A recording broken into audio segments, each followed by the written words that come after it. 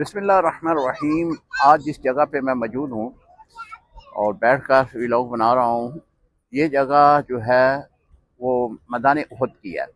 यहाँ पे जो ग़ज़वा उहद है वो लड़ी गई है और आपको मैं दिखाता हूँ। अभी ये जो सात पहाड़ नज़र आ रहा है, ये जबल रमा है।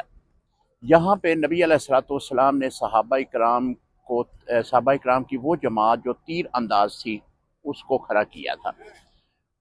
आज भी ये उसी हालत में ये पहाड़ मौजूद है और आप इस पहाड़ की दूसरी तरफ देखेंगे तो वो मस्जिद है जो सैयदुश्शुहदा के नाम से मंसूब है। ये खूबसूरत मस्जिद जो है ये मैदान उहद के अंदर ही बनाई गई है और बहुत ही खूबसूरत तरीके पर इसकी तामीर हुई है। और इसके साथ ही जो ग़ज़वा उहद में शहादत पाने वाले 70 सहाबा इकराम थे, उनकी तदफीन इस कब्रिस्तान में हुई है। यहाँ जो है आपको फिर कभी मैं इसका भी ज़ियारत करवाऊँगा दिन के वक़्त आकर, क्योंकि ये रात के वक़्त की वीडियो मैं बना रहा हूँ। जो दरमियान में आपको मज़ार शरीफ नज़र आता है वो हज़ूर अलैहिस्सलाम के चचा हज़रत अमीर हमज़ा रज़ी अल्लाह ताला अन्हु का है और दीगर 70 सहाबा जो हैं वो इसी कब्रिस्तान में दफन किए गए हैं।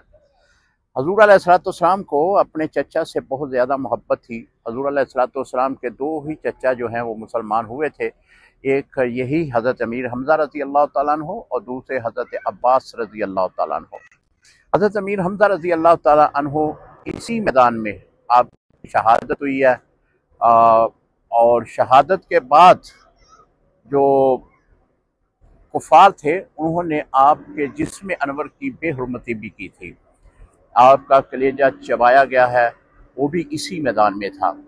नबी अलैहिस्सलाम की फुफ्फी जान सफ़िया रज़ी अल्लाह ताला अन्हा, उनको जब पता चला कि मेरे भाई जो हैं वो उहद के मैदान में उन्होंने शहादत पा ली है, तो वो खुद चलकर इस मैदान उहद में आई और देखकर अपने चचा को बहुत परेशान हुई और परेशानी के आलम में फिर उन्होंने, उनके पास दो यमनी चादरें थी, वो आपने हज़ूर अलैहिस्सलाम की बारगाह में पेश की और हज़ूर अलैहिस्सलाम को ये बात अर्ज़ की कि ये दो चादरें जो हैं ये हज़रत सैयदना अमीर हमज़ा रज़ी अल्लाह ताला अन्हु जो मेरे भाई हैं